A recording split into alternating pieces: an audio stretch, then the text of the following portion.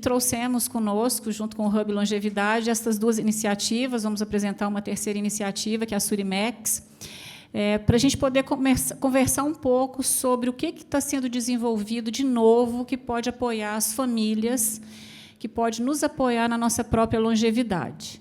Então, muito obrigada, Camila, por ter aceitado o convite, e a Alessandra, né, pessoas que estão dia e noite trabalhando em favor das pessoas idosas que precisam de mais cuidado. Então, muito obrigada. Obrigada a todos que estão aqui presentes por terem vindo. Obrigada à minha família que está aqui presente. Estou muito honrada, né, de estar a família, minha família expandida, que é a família do meu pai, é daqui de Londrina, do meu marido, que é daqui de Londrina. Então, eu fico muito feliz. Está aqui minha sogra, dona Adélia. Obrigada, dona Adélia. Eu cumprimento a senhora, como a gente faz com as autoridades, cumprimentando os demais da família. Tá bom? Muito obrigada por estar aqui hoje. Vou passar para a Camila, para ela falar um pouquinho. Quem é a Camila? Uma solução aqui de Maringá, nascendo em Maringá, uma tecnologia que está fazendo muito sucesso no Brasil inteiro, que faz parte do Hub Longevidade. Obrigada, Márcia. Obrigada pelo convite. Obrigada a todos que estão aqui. Então, a Cuide-me, ela veio para contribuir no cuidado e no trabalho preventivo da saúde dessas pessoas, né? A gente, em 2019, estava passando por isso com as nossas famílias. A nossa co-founder, que é a Luísa, minha sócia, tinha essa preocupação de cuidar dos avós, né? De acompanhar a saúde das duas avós, mulheres independentes que não queriam ali ter um cuidador ou ir para a casa dos filhos, queriam ter a sua autonomia, mas precisavam de uma atenção diferente, né? E aí, como fazer isso, né? Então, a partir dessa dor específica da Luísa, a gente foi buscar algo que pudesse ajudá-los na questão da saúde, mas manter a autonomia deles, porque, afinal de contas, ninguém quer envelhecer e ficar dependente, né? Então, a gente trouxe essa solução para contribuir com esse sentimento, essa necessidade. E aí nós desenvolvemos um relógio, que o relógio monitora dados vitais, então ele vai coletar batimento, pressão, oxigenação ali no pulso desse indivíduo, né, e vai enviar para um aplicativo. E aí, nesse aplicativo, a família vai conseguir acompanhar dado vital, vai conseguir receber relatório, né, vai receber alertas de alterações drásticas, né, em casos de emergência, como uma queda, a gente sabe que pode acontecer, tem como solicitar socorro através do relógio. Às vezes, né, Márcia, a gente, no dia a dia, não consegue dar essa atenção que eles merecem, né? E também não está tão próximo no momento da emergência. Então, através do relógio, a gente viu uma forma de, se acontecer, né, assistir essas pessoas de uma forma mais rápida, mais direta possível, né? E aí a gente vem contribuir com, além de famílias, outros negócios que faz a gestão dessas pessoas, né? A gente está envelhecendo e não está ganhando qualidade de vida. Então, a Cuide-me vem para somar essas duas frentes aí. Obrigada, Camila. E a Alessandra vai contar um pouco como que ela, por que ela, com toda essa experiência dela, com toda essa formação no exterior, essa atuação no exterior, por que ela chegou à conclusão de que precisava trazer para o Brasil algo diferente, especificamente para o idoso acamado, né? Só quem passou a dor de cuidar de uma pessoa acamada sabe, né? A gente estava conversando, né, Ivani? Só quem viveu essa experiência sabe o quão difícil é para quem cuida e para quem está sendo cuidado, como é lidar com uma pessoa idosa acamada. Então, toda solução é bem-vinda. E a Alessandra trouxe, né, ela vai contar um pouquinho a história de uma solução que ela descobriu lá na Austrália, que todos os hospitais da Austrália utilizam, que a gente não utiliza ainda no Brasil. Então, essa empreendedora, enfermeira que está aqui conosco hoje, tem essa missão. E todos nós que estamos aqui nessa sala, de alguma forma, podemos ajudar a divulgar essas iniciativas. Porque eu falo o seguinte, ninguém pensa assim, eu tenho que cuidar agora da minha mãe, então aqui eu vou procurar um lençol específico para ajudar soluções que não existem. É muito difícil de serem levadas para o público, porque ninguém sabe que existe, então ninguém procura no Google. Porque não sabe nem o que procurar quando você precisa cuidar de um idoso acamado ou de alguém que está mais dependente. Então, a gente tem esse papel, as instituições que estão aqui presentes, né, as pessoas que estão aqui, de divulgar essas soluções para que a gente possa chegar a um número maior de pessoas, né, Alessandra? Então, conta um pouquinho quem é a Alessandra e como chegou até a Deslize, né? Bom, eu sou enfermeira, eu tenho 20 anos, quase 25 anos de formada, e eu saí do Brasil, eu fui passar um tempo na Austrália, na Nova Zelândia, e fui trabalhar com o que eu sei fazer, que é cuidar de pessoas lá. E aí eu vi esse lençol, que é um lençol que é usado para a movimentação dos pacientes no leito, né, pacientes acamados, com dificuldade de se mover mesmo no leito. E é um lençol que desliza, né, sobre o outro e que facilita muito o trabalho do cuidador.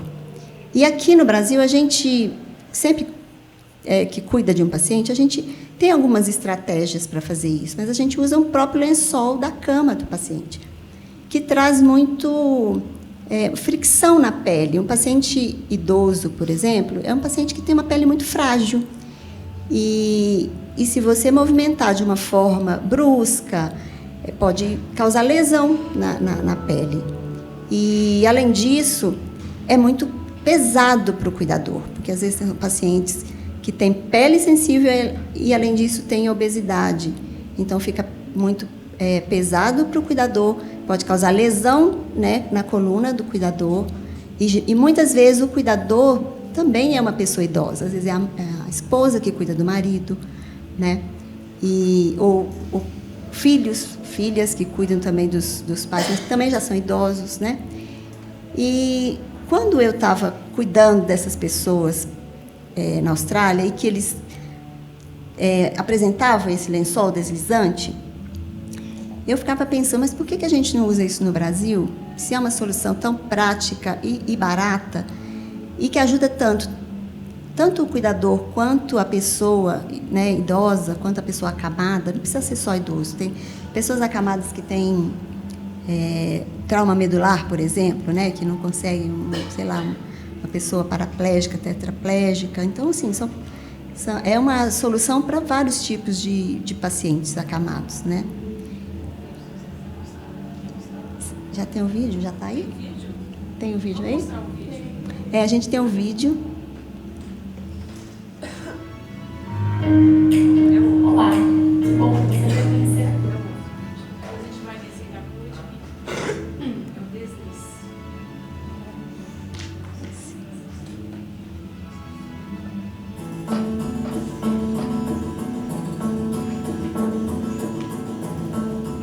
Deslize é um lençol de tecido deslizante que facilita a movimentação do paciente no leito, evitando a fricção da pele e reduzindo o risco de lesões, além de diminuir os danos musculares causados pelo esforço realizado pelo cuidador. De fácil manuseio, basta inserir as 2 camadas do lençol sobre o paciente.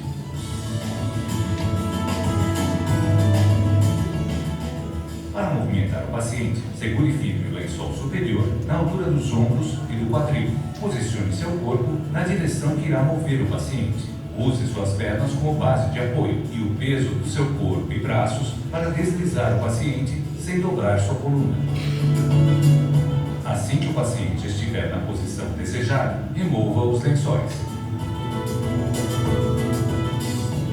O deslize deve ser removido imediatamente após o término da manobra.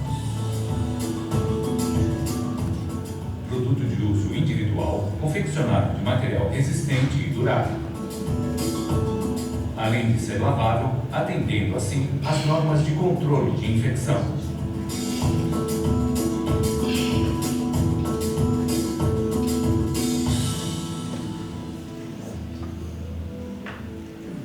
Então, vocês viram pelo vídeo que é uma solução, não só para o hospital, mas para quem tem um paciente acamado em casa, que tem dificuldade de movimentar.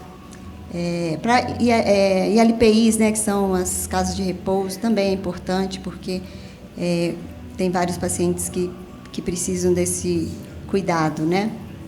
E tem a facilidade, no caso de repouso, hospital, tem a facilidade de ter mais de um cuidador, que seria ideal para fazer a manobra. Mas uma pessoa também bem treinada consegue utilizar o lençol sem muitos problemas. Nós estamos vivendo um fenômeno no Brasil que é algo inédito, né? A gente tem um número de brasileiros centenários que a gente nunca imaginava antes, né?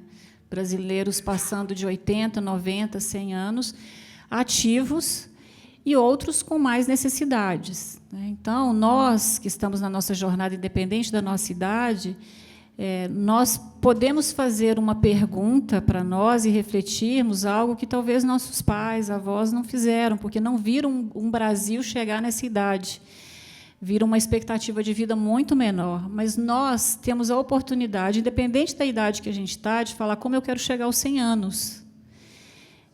Dificilmente as pessoas pensavam assim antes no país. Então, nós temos, todos nessa sala aqui, uma chance muito grande de chegarmos aos 100 anos. Não importa que distância nós estejamos desses 100 anos.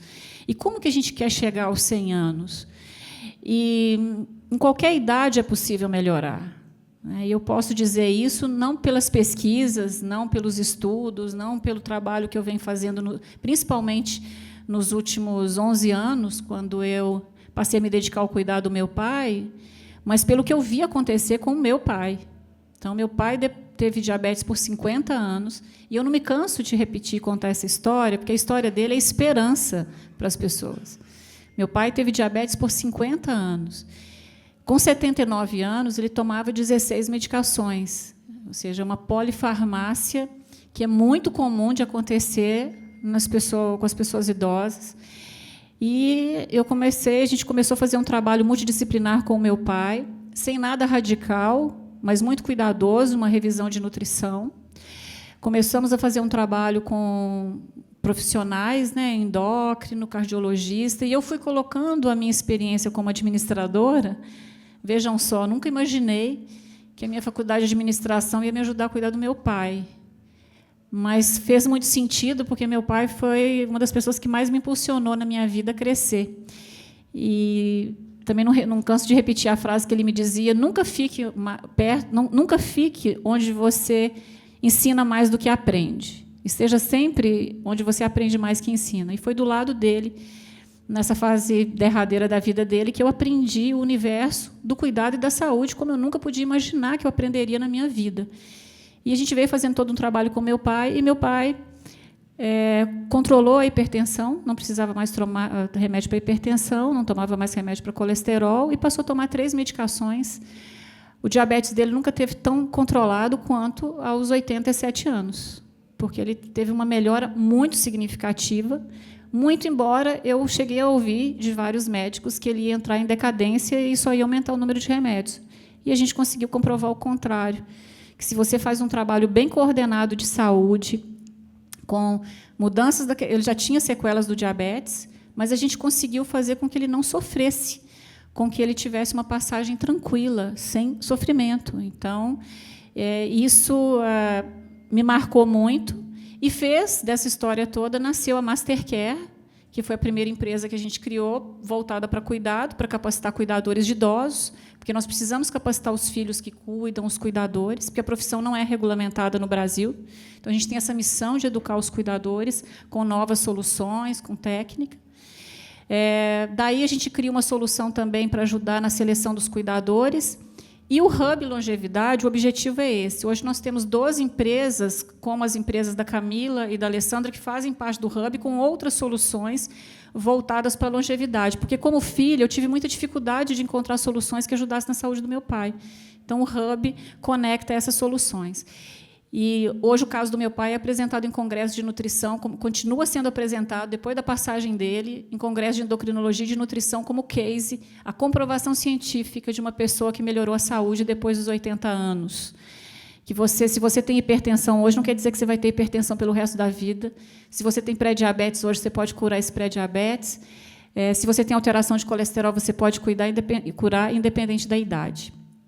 Então, a gente está aqui hoje por uma história de vida que a gente transformou numa maneira da gente levar isso Brasil afora.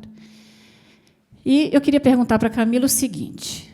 Camila, você está falando do relógio, vamos usar o relógio como símbolo, assim, mas quando que as pessoas devem começar a pensar nesse cuidado preventivo? Eu vou ficar aferindo sinais, medindo pressão, aferindo sinal o tempo todo. Por quê que a gente precisa? A partir de que idade que precisa usar algo como o relógio? Márcia, essa é uma ótima pergunta, porque, na verdade, não tem idade, né? A gente aqui no Brasil tem a mania de se preocupar com a doença, tratar a doença e buscar solução para a doença, mas a gente não busca solução para a saúde, né? Então, a gente precisa mudar um pouquinho essa chave para pensar assim, o que eu posso fazer para manter a minha saúde? Ao invés de, meu Deus, estou doente agora, né? Então, o monitoramento vem para acompanhar essas pessoas e para predizer bastante coisa. Então, eu consigo, por exemplo, pelo relógio, acompanhar a minha pressão arterial, meu batimento cardíaco, minha oxigenação. Às vezes, não é pela idade que você... Quantos jovens a gente vê que infartam, às vezes, né? E fala, ué, mas ele era jovem. Então, acho que assim, o mais importante não é a idade e a preocupação é a saúde. Então, se você está preocupado em ter saúde, em envelhecer com saúde, né, e o menos dependente possível, o quanto antes você começa esse acompanhamento, esse cuidado, é o melhor, né? Eu comecei nessa vida a partir da dor da Luísa, né? Mas a gente viu que na nossa família a gente podia ter prevenido muitas doenças, né? Eu sou viúva, meu esposo não acompanhava a saúde, então, com 44 anos, ele faleceu de uma doença que era genética da família, mas não sabia, não tinha histórico. Então, assim, eu acho que mais do que você entender a doença é você começar a monitorar a saúde para que você tenha uma qualidade de vida. Não adianta eu ganhar a expectativa de vida como a gente está ganhando no Brasil. São cerca de 7 anos que a gente vai ganhar até 2050, só que desses 7 anos que a gente está ganhando, a gente não está vivendo 2 com qualidade. Os outros 5 a gente está vivendo com dependente, ou de muitos medicamentos, né? Ou com a falha na mobilidade. Então, eu acho que quanto antes começar, melhor. E aí a Cuide-me vem para somar nisso. O quanto antes começar, melhor. E desenvolvendo novas soluções. Então, o relógio é a primeira delas. A gente está fazendo comunicação com outros dispositivos para monitorar outras funcionalidades do corpo, digamos assim, né? E até para doenças que já existem, no caso do diabetes, a gente está desenvolvendo um biosensor para monitoramento do açúcar no suor. Então, assim, quanto menos invasivo a gente conseguir fazer isso e mais informação trazer para esse usuário, é o nosso motor de movimentação. E é atrás disso que a gente vem buscando mais soluções. E isso é extensivo às empresas que trabalham com cuidado, né? Porque a gente tem hoje no Brasil home care, as agências, os residenciais. Então, quando a gente fala aqui a pessoa, isso é extensivo à pessoa jurídica também. A pessoa jurídica também. Exatamente, a pessoa jurídica também precisa pensar na saúde daqueles que fazem parte, ou porque são cuidados, ou as empresas também que têm os seus funcionários, né? A preocupação com a saúde também dos funcionários. Né, o custo da doença, as pessoas falam assim, mas comida tem coisas saudáveis que são mais caras. Não, mas e o remédio? Né? E quando você tem que tomar... E a internação? Enfim, não, essa ideia de que comer saudável é mais caro, a gente precisa tirar... E não é verdade. Isso não é verdade. Caro são 16 medicamentos por mês que meu pai tomava. Isso era caríssimo. Não era o pão sem glúten que ele comia que era caro. Eram os 16 medicamentos que ele tomava, que estavam debilitando ele. O próprio medicamento começa a debilitar o corpo da pessoa. Então, as empresas também precisam pensar em mais saúde para os seus funcionários, porque o custo da doença... o Dr. José Sequim, ele foi ministro da Previdência, é parceiro nosso, na Seed for Life, e ele fala o seguinte, saúde não tem preço, mas tem custo. Cuidar de pai e mãe não tem preço, mas tem custo. Não é? Então, a prevenção é para a gente manter a saúde por mais tempo, expandir os anos de vida com saúde, mas também para a gente reduzir o custo do cuidado. Porque o cuidado de um idoso dependente é caríssimo. Não é? É caro emocionalmente e é caro financeiramente. Então, vamos lutar para que a gente tenha cada vez mais independência, para que as pessoas que estão do nosso lado sejam cada vez mais independentes, né? Vou só fazer um comentário aqui. A gente vê, participando das feiras e tal, que, às vezes, vem idosos conversar com a gente, né, das mais variadas idades possível, e fala assim, não é para mim, não. Eu não estou nessa idade ainda. Então, assim, não é a idade, né? Porque a gente não está monitorando a doença, né? A gente quer que a pessoa fique saudável o maior tempo possível. Então, às vezes, vem o idoso lá dos 75, 80, 85, fala, não, mas eu não cheguei nessa fase ainda.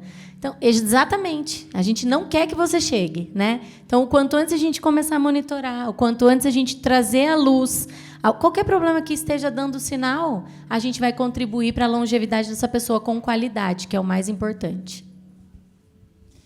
Tem mais um vídeo da Surimex que eu queria mostrar para vocês. A Surimex também é uma empresa de São Paulo. E, antes de colocar o vídeo, eu só queria comentar com vocês o seguinte. A questão, acho que já teve palestras ano passado, eu lembro, agora eu não sei se teve sobre a questão da residência, né?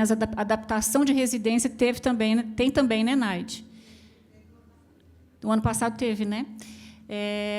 Uma outra questão também, quando a gente fala de longevidade, é a questão das residências, né? A adaptação das residências. Então, a indústria da construção também vai precisar repensar os seus modelos. Não adianta mais construir casas e apartamentos pensando que a população brasileira, a população de 30 anos, o jovem casal, né, aquela história com os filhos. Mas e as residências, e as construções para as pessoas de 100 anos? Como que vão ser? Como é que vão ser? A gente tem que chamar também para o debate, admite uma ideia para o ano que vem, as construtoras, para elas também falarem o que elas estão pensando. Tem um patrocinador, né? Aqui é uma construtora que está patrocinando. A gente provocar esse debate sobre como vão ser as construções voltadas para as pessoas 80, 90, 100 mais. Né? Isso é uma realidade. E uma questão que a gente vê muito é assim, aquele momento que a pessoa idosa precisa mudar da própria casa porque a casa tem escada. Né? Então, muitas pessoas passam por isso. E já existem soluções que podem ajudar a pessoa a permanecer na própria casa, mesmo se a casa tiver escada, ou um residencial que tem escadas. Então, a gente trouxe uma dessas soluções aqui para vocês conhecerem, que também é uma terceira empresa que faz parte do Hub Longevidade.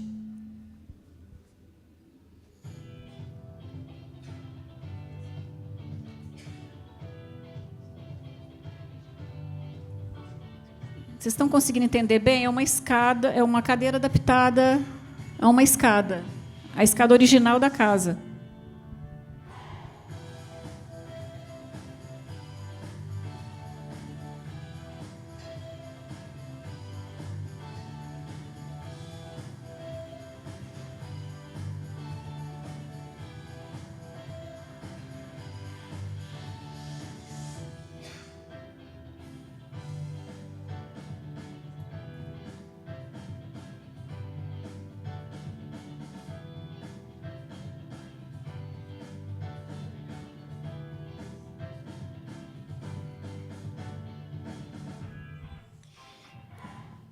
Então, hoje há soluções. Então, a missão nossa do Hub é facilitar o acesso das empresas, facilitar o acesso das famílias. O que existe de novo que pode apoiar a gente no dia a dia de uma nova população brasileira? Porque o que nós temos hoje é uma nova configuração da sociedade brasileira, que muitas empresas não despertaram ainda para isso. A publicidade não despertou ainda. A publicidade vende produto e serviço como se os compradores fossem, em sua maioria, pessoas jovens. Não, o poder de compra está na mão dos 60 mais. Hoje, a economia, 2 trilhões do PIB brasileiro são movimentados pelos 60 mais. Então, a publicidade precisa repensar com quem que ela está falando, as empresas precisam repensar os seus produtos e serviços. É oportunidade de mercado, sim. Quem estiver pensando em empreender nessa área, bem-vindos, a gente pode ajudar pelo Hub Longevidade. A academia, estamos aqui com a UEL, a professora Fernanda aqui representando a reitoria, obrigada por estar presente. A academia, a gente estava conversando sobre isso, né, as faculdades, ajudar a pensar essas novas soluções e como educar o Brasil e como podemos fazer a reinserção dos 50 mais no mercado de trabalho.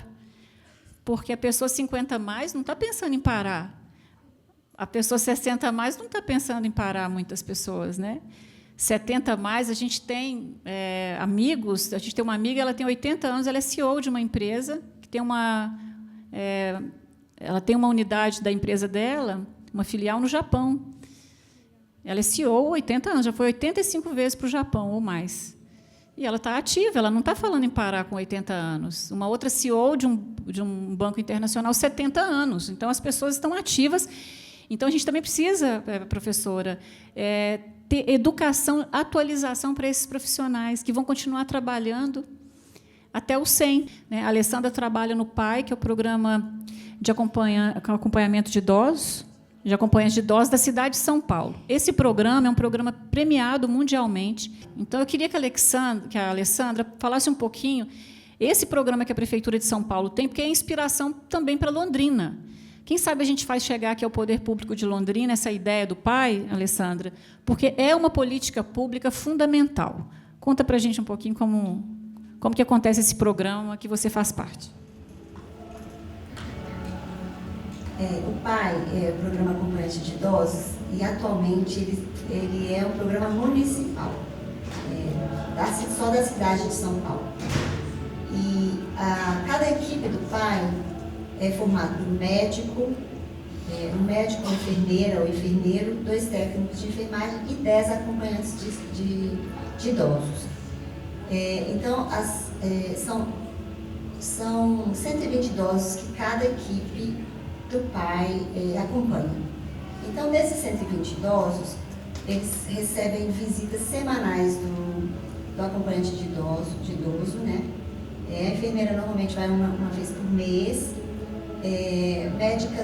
a médica vai a cada 2 meses, e a gente faz acompanhamento, não só da parte clínica desse paciente, mas a gente faz acompanhamento nas consultas, por exemplo. O paciente, às vezes, mora sozinho, ou não tem família em São Paulo, tem família distante. São Paulo é uma cidade muito grande. Então, esses acompanhantes nas visitas, nas consultas médicas, que eles não conseguem ir sozinhos.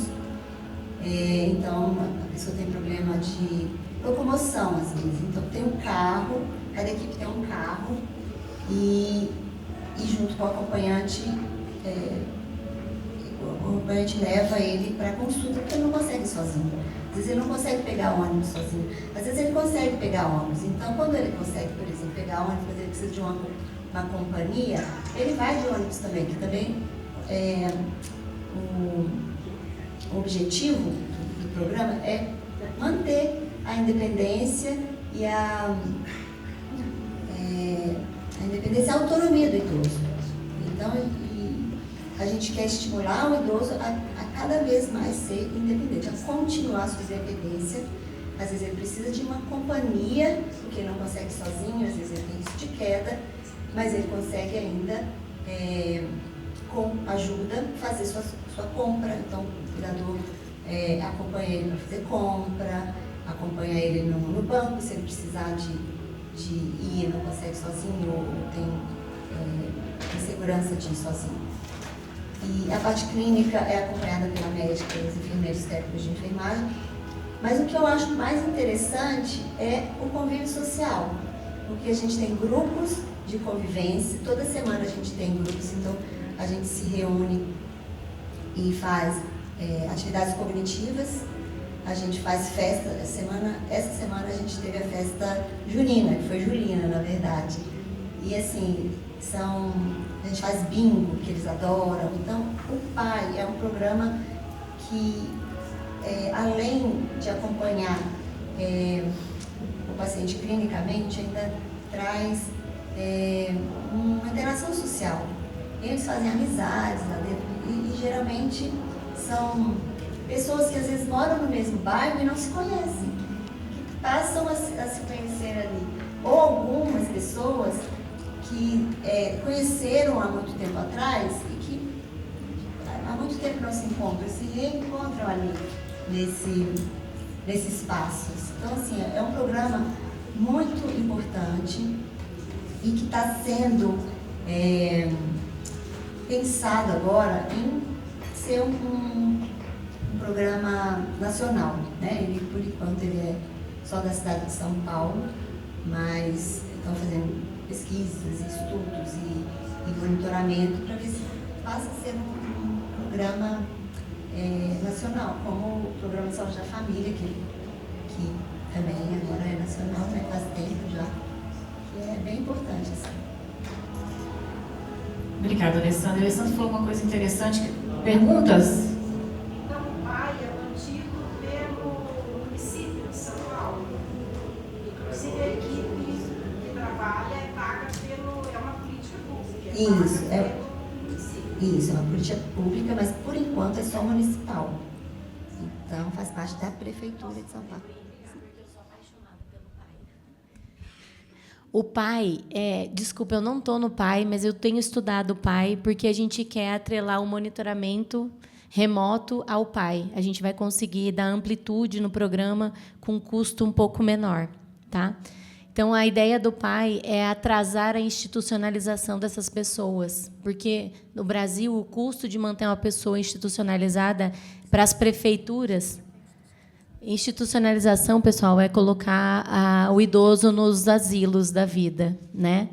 Além de muito triste e solitário, o custo de manutenção dessa pessoa nesses lares é infinitamente alto, e quem tem que manter são os municípios. Então, o PAI em São Paulo trouxe essa inovação, que não está com tecnologia, mas não deixa de ser uma inovação, para atrasar essa institucionalização e desinstitucionalizar algumas pessoas. Porque entende-se que, se ele tem um nível de sanidade, algum nível de dependência, um acompanhante ajuda ele a fazer as tarefas cotidianas, que é ir no mercado, é ir numa farmácia, é ir ao posto de saúde, que, às vezes, totalmente sozinho não dá conta, mas com acompanhante ele consegue fazer, né? E a gente está estudando ele para trazer o monitoramento remoto, que daí, além dessa cada equipe atender 120 idosos, a gente pode duplicar esse número, fazer esse acompanhamento remoto e agir especificamente naqueles casos que estão, de repente, necessitando de uma atenção diferente. Respondi? Alguém que gostaria de fazer mais alguma pergunta? Só uma pergunta. O idoso é acompanhado na residência própria? Exato. Ah, tá. Isso. O acompanhante faz uma visita semanal para o paciente. Alguns casos, quando o paciente está um pouco mais debilitado, pode ser até 2 vezes por semana que o acompanhante vai. E aí, qualquer demanda que o paciente tenha, ele é levado para a equipe. Então, se precisar de uma visita do enfermeiro, do médico, e aí a gente faz essa visita. Professor? Márcia, eu gostaria de fazer uma pergunta. Quais são os critérios, né, que o município adota para poder incluir a pessoa idosa no programa? Então, para entrar no PAI, o paciente ele precisa ainda ter uma certa autonomia. Então, não pode ser acamado, porque se a pessoa for acamada, ela já precisa de cuidados diários, precisa de um cuidador, alguém que esteja ali.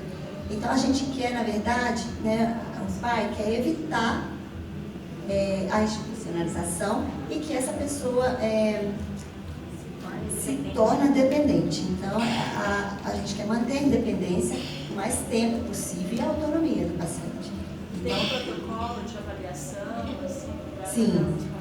Então, a gente dá prioridade para o paciente que mora sozinho, que não tem um suporte familiar grande. Se a pessoa mora com um filho que é ativo, que mora ali, ela tem um apoio, né? Então, não só. A gente tem paciente que tem família próxima, mas a família trabalha, então mora com o filho, ou uma filha, uma nora, mas a pessoa tem que sair para trabalhar. Então, a maior parte do tempo a pessoa fica sozinha. Tem que ter também uma disponibilidade para aceitar a visita do acompanhante, porque às vezes a pessoa não gosta. Então, aquela pessoa mais reservada, para toda semana alguém aqui em casa, né? Então, tem que querer, a pessoa precisa sentir a necessidade e querer essa presença, né? E é isso. E a gente vai fazendo. Também a gente, no início, o PAI não tinha uma visão muito... não olhava só a parte socioeconômica. Hoje em dia, porque a quantidade de idosos é muito grande, né? E está aumentando cada vez mais essa necessidade de ser acompanhado mais de perto, então a gente dá também prioridade para as pessoas que têm uma vulnerabilidade social mesmo, assim. Eu acho que seria um dos critérios também agora, né? E é bastante gente, né? Eu trabalho numa área bem carente de São Paulo e cada vez mais a gente vê que precisa de muito mais equipes para dar conta do número de idosos que estão cada vez mais sozinhos, né? Desculpa, só assim complementando daí a pergunta, que eu achei bem interessante mesmo a proposta, você comentou que tem o médico, tem o enfermeiro, o técnico, e tem a possibilidade, por exemplo, de acionar outros membros da equipe, vamos supor, está apresentando uma necessidade de uma avaliação nutricional, de repente ter acesso a esse nutricionista, fisioterapia, psicólogos, de ter o apoio de uma equipe também? Sim, porque todo o paciente do pai, ele também é da UBS. Então, ele também é atendido na UBS. Então, geralmente, na UBS São Paulo, a gente tem equipe multi. Então, tem fisioterapeuta, tem nutricionista, psicóloga, tem TO. Então, TO a gente não tem na nossa unidade, mas a gente tem fono, eu acho. Então, a gente tem... E também tem a possibilidade de encaminhar. O médico pode encaminhar para os serviços especializados. A gente tem o AMA Idoso, em São Paulo. A gente tem o C, que é o Centro de Reabilitação. Então, tem o Centro Dias, né, que às vezes o paciente também, às vezes, se beneficia, porque às vezes ele fica muito sozinho mesmo, e aí ele vai, passa o dia num centro-dia, faz atividades, e aí volta para casa no final do dia. Tem o centro-dias também. Esse aspecto do pai, da convivência, dos centros-dias e dos eventos, isso é tão importante quanto o cuidado da saúde propriamente, porque isso é parte da saúde, né? Queria mais uma vez dar os parabéns para a MIT e para a NAID por fazer desse evento tão rico na parte cultural e das danças, porque essa é uma parte que a gente não vê muito, né? A gente acha que envelhecimento tem a ver com recolhimento, que envelhecimento tem a ver com adoecimento. Não. Envelhecer não é adoecer, envelhecer não é sofrer, não pode ser, não faz sentido. Então, essa alegria que a Naide e a MIT trazem na organização desse evento, que tem música o dia inteiro, que a gente até pensou assim, nossa, mas a concorrência ficou desleal, né, MIT? Os painéis, as oficinas concorrendo com aquela alegria toda lá fora, né? Mas, no final, tem público para prestigiar tudo. Mas o pai tem esse aspecto, e eu estava assistindo com o Heraldo, meu marido, esses dias, um curso da Casa do Saber, e era um psicólogo falando sobre algo que aconteceu na Europa pós-Segunda Guerra, que eles deram o nome de hospitalismo. O que aconteceu? Depois da Segunda Guerra, um contingente muito grande de crianças órfãs. Imagina quantas crianças órfãs ficaram órfãs da guerra. E tiveram que construir, abrir orfanatos muito rapidamente, e as enfermeiras acolherem essas crianças. E o acolhimento dessas crianças de diferentes idades era para os cuidados básicos para que essas crianças sobrevivessem. Então, toda a energia era voltada para os cuidados biológicos, né? Alimentação, higiene, questões sanitárias e tudo, para que as crianças sobrevivessem. Então, era uma linha de produção, né? Banho tantas horas, alimentação de todo mundo nesse horário, chorando ou não chorando, tinha que passar, muito parecido com o que eram os residenciais, né? De idosos, porque, enfim, são muitas pessoas para serem cuidadas. E essas crianças contraíram o que eles passaram a chamar de hospitalismo. O que é isso? É você estar num lugar onde você tem os cuidados biológicos, mas você não tem o afeto, você não tem a convivência, você não...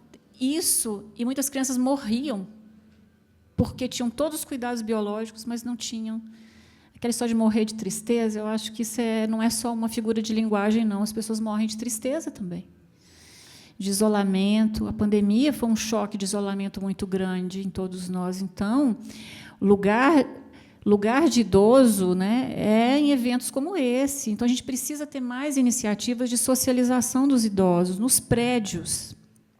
A gente precisa incentivar o encontro das pessoas nos prédios, né, porque, às vezes, num prédio tem 10 idosos, cada um isolado na sua casa. Podiam estar tomando chá todo dia junto, podiam estar tricotando junto, podiam estar conversando. Porque, se a vida não for para conviver, para que é?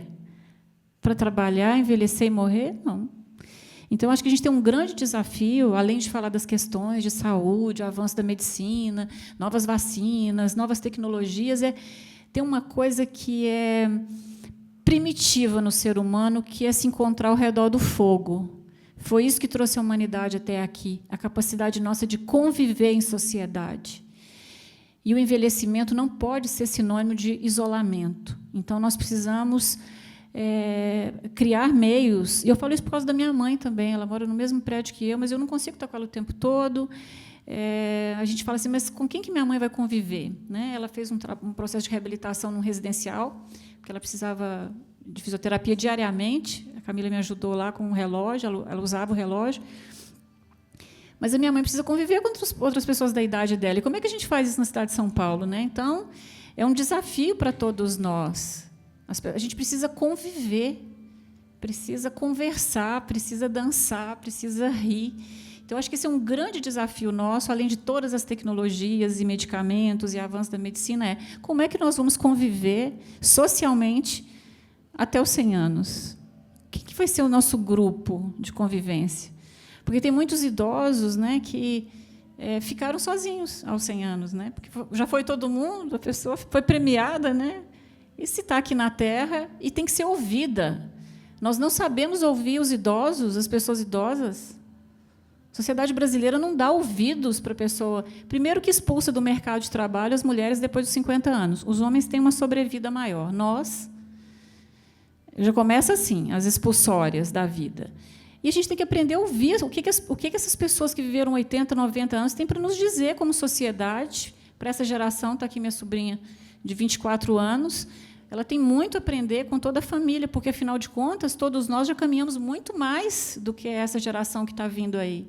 Eles não precisam cometer os mesmos erros que nós cometemos. Então, a gente precisa dar voz. Parabéns aos Sogeros. Dar voz para as pessoas, os mestres da nossa sociedade. A gente precisa ouvir e falar menos para as pessoas mais idosas e ouvir mais. Eu achei bonita a sua sócia na oficina. Ela olhou e falou assim, que bom eu estar perto do meu público, né? As pessoas idosas, para ouvir o que as pessoas têm para dizer. Porque, de repente, a gente acha que está criando uma coisa ultra, mega, a pessoa fala assim, não, isso não faz sentido. Então, a gente tem que... As políticas públicas precisam ouvir os especialistas, mas ouvir os idosos. Parar da gente achar que está desenvolvendo solução se a gente não perguntou se a pessoa quer. As pessoas querem mesmo isso? Porque, no final, às vezes, quer mais uma festa junina, né, do que tanta coisa mirabolante. Né? Por um bom tempo, eu trabalhei com dança, com criança. E trabalhei também com melhor idade. E até eu queria saber da opinião de vocês, porque a gente tem que aproximar, já que o Brasil está ficando, já está ficando uma balança assim, de muito idoso. Aonde que vai colocar tanto idoso? E essa geração que está adolescentes, jovens, como é que está fazendo essa conexão? Porque eles também vão envelhecer, né? E essa experiência que eu tive com o grupo de dança, tanto com a melhor idade, que eles falam, né, em São Paulo, e as crianças, era visitar o lar de idosos, poder fazer essa conexão. E aí uma das crianças, até eu colocar essa experiência que eu tive, ela foi para um lar de idosos e aí o pessoal tirou uma boa parte dos acamados, colocaram naquelas camas e foram tudo para o salão. E aí as crianças, quando voltaram da apresentação, entraram no camarim em prantos, falando, gente, ela falou assim, nossa, eu lembrei muito da minha avó, sala. Aí passou a aula, veio, a mãe veio e falou, ela perguntou se quando ela ficasse idosa, ela teria que morar no lugar da tia. Então, assim, foi uma conversa muito especial, porque a TO veio conversar com as crianças, nós levamos também o grupo de dança da terceira idade para dançar naquele espaço. Então, foi uma experiência muito valiosa. Eu queria saber de vocês como que essa geração que está chegando, todo mundo está idoso, para ter uma conversa, né, com essas idades, porque a prevenção é com os mais novos também, né? Pensar como é que vocês veem. Como que é seu nome? Rose. Oh, Rose, obrigada pela sua fala. A gente estava conversando isso ontem, né, Eli, que a gente precisa educar para a longevidade os jovens, as crianças. E os médicos falam que a longevidade começa quando as crianças nascem. Sua longevidade começou a ser contada antes de você nascer, na verdade, né? Quando a gente está sendo gestado, porque tem muitas questões ligadas à nossa saúde. Comece aí, né? Se você é um plantio, a velhice é uma colheita de tudo que foi plantado, né? De uma saúde, e a gente precisa educar essas crianças. E já tem iniciativas, no Brasil tem também, mas de levar, como essa que você falou, a importância de aproximar as crianças dessa realidade. E já tem iniciativas no mundo que são os orfanatos junto com os residenciais, junto mesmo. Orfanatos que são junto com os residenciais. Intergeracional, que, no fundo, é quem está ali numa velhice ausente da família, por alguma razão.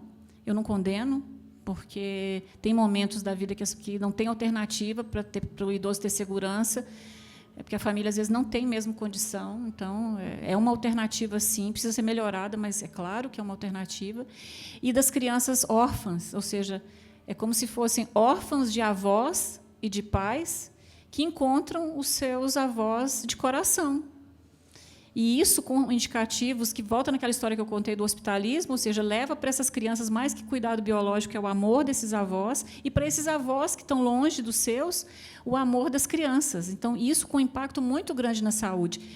Então, essa é uma iniciativa que eu não tenho notícias no Brasil, mas que a gente precisava fazer, né? Atenção, Londrina, um piloto, porque tem muitas crianças precisando de amor nos orfanatos e muito idoso precisando de amor nos residenciais.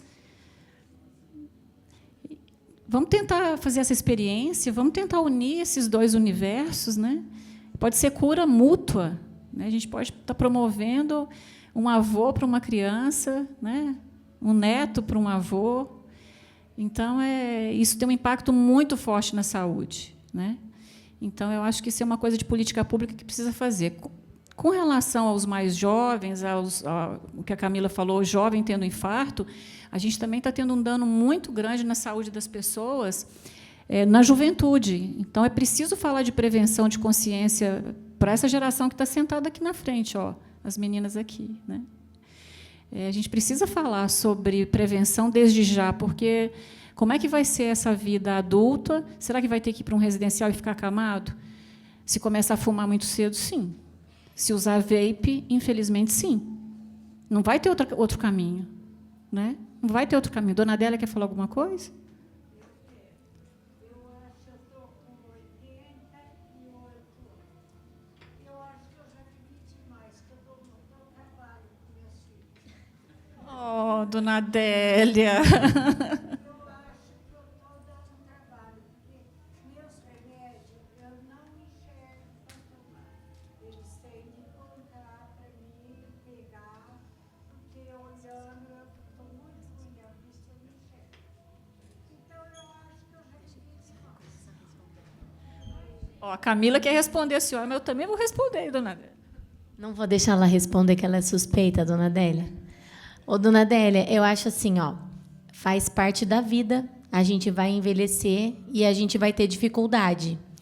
E faz parte. E eu acho que bom que a senhora tem filhos à volta da senhora para dar essa assistência, né? Pensa, 88?